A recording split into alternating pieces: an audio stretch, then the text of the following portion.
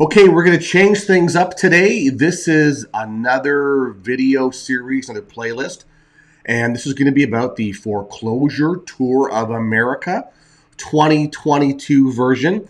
I actually did this back exactly 2 years ago. 2 years ago, November 2020, did our first Foreclosure Tour of America, where we take a look at the foreclosure volume in all the big cities across the country.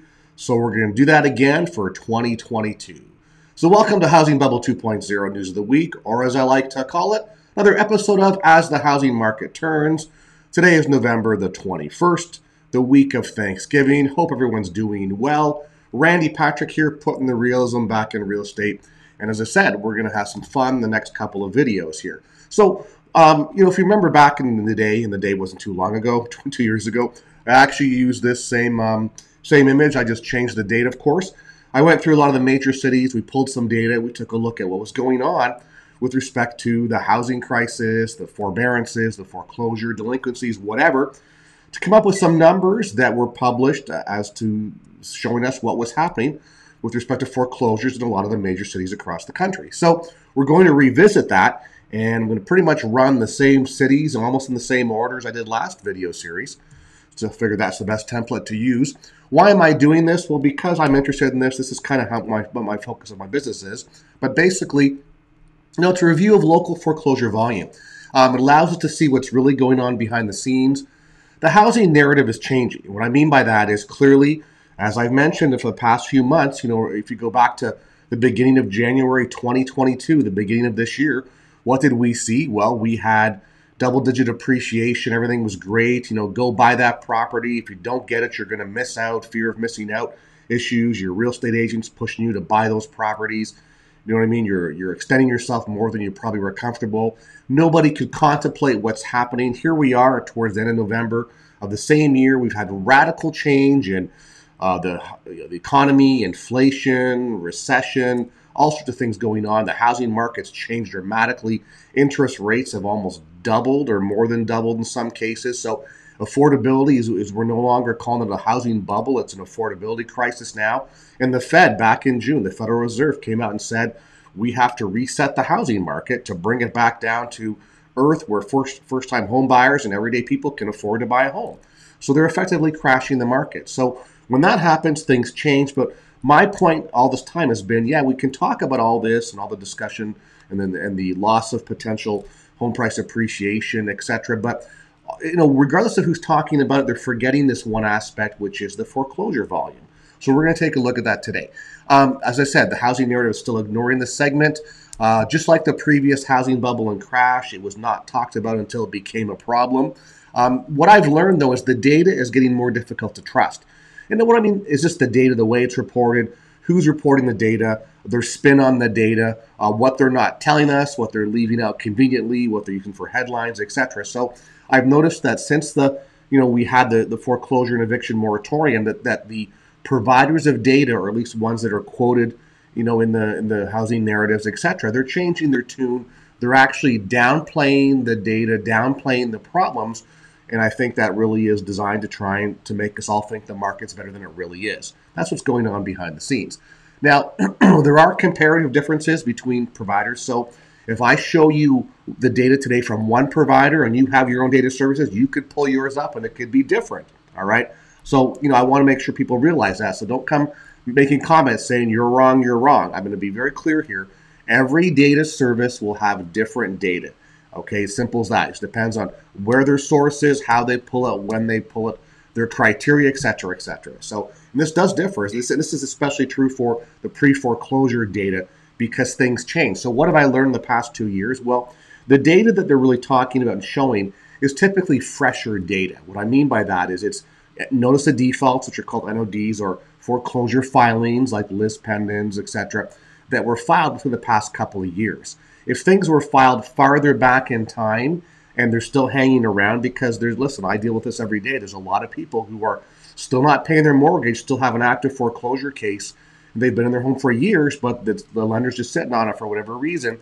Those foreclosure case counts have typically fallen off the radar. So these data providers are only really showing us or keeping a couple years, 2-3 years maybe worth of data and they're not going back, and nor can they probably go back always and verify whether those data sets they picked up back years ago are still actually valid and accurate. So that's why, they got to make a cutoff at some point in time. So the true data is actually larger than what I'm going to show you today, number one. And number two, if you have your own provider, different from what I'm using, you're going to see different numbers, so don't flip out, okay? Just want to qualify that here. There's always those that want to complain. So anyway, obviously I'm going to use my source here, which is gethousingdata.com, which is my affiliate of foreclosure.com relationship here. So I pulled the best I could by county, because when I talk about a city, oftentimes the city has suburbs, and it sort of, I guess, encompasses a larger footprint. All right, so this is Cuyahoga County. Hope I said that right for the first time after all these years, which is really Cleveland, Ohio. Take a look at 2,059 pre-foreclosure, so a pretty good number. That area always has a significant amount of foreclosures. Next up, we have Harris County, Texas, which is home to Houston, looking at 634 active pre-foreclosures going on right now. I'd like to point out, too, there are differences in the way each state handles their foreclosure process. If your state's a judicial state, it usually takes longer to process, and there's more clerk and recording going on. If you're in a trustee state, typically the process runs a little faster.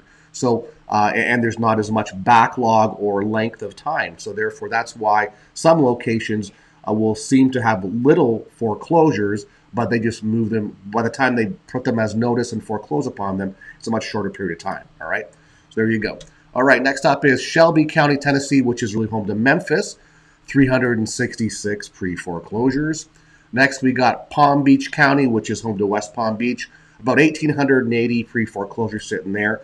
That area, which funny enough is fairly affluent area, and it's surprising how many pre-foreclosures are in West Palm Beach County. Of course, big one here, LA County, Los Angeles, right, City of Angels, 4,471 pre-foreclosures.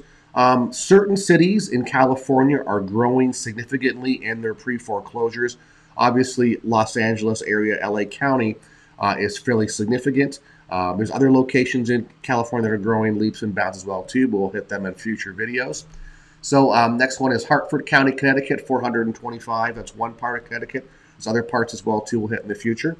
Next up, we have Jackson County in Missouri, which is home to Kansas City, Missouri, 121 pre-foreclosures. So not a heck of a lot, but again, this is an example of a county that has it's called a trustee state. So the foreclosure process between notice and foreclosure runs a little quicker than some of the other states. All right, next up is Tulsa County, Oklahoma. Tulsa, Oklahoma, 540 pre-foreclosures sitting around there. Next up, we have Salt Lake County, Utah, which is clearly what? Salt Lake City, 325 pre-foreclosures. And these are real numbers, okay? So I literally pulled these, between 45 minutes, an hour ago before I made this video. So this is not, 2 weeks data, 2 months data. This is today's data that I'm downloading, okay? Next up, by the way, guys, if you appreciate the information I provide, if you can help my channel grow and hit that subscribe button, I'd really appreciate that. Thank you. All right, let's move on here. Richland County, South Carolina, which really is home to Columbia, South Carolina. We got 769 pre-foreclosures. That's a good number there.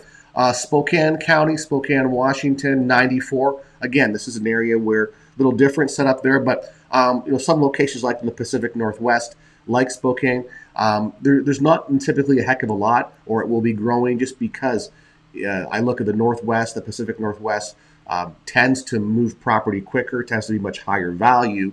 So their foreclosures aren't quite manifesting yet, but as time goes on, they will. Next up is Onondaga County, New York, which is home to Syracuse. That's sort of upper state New York.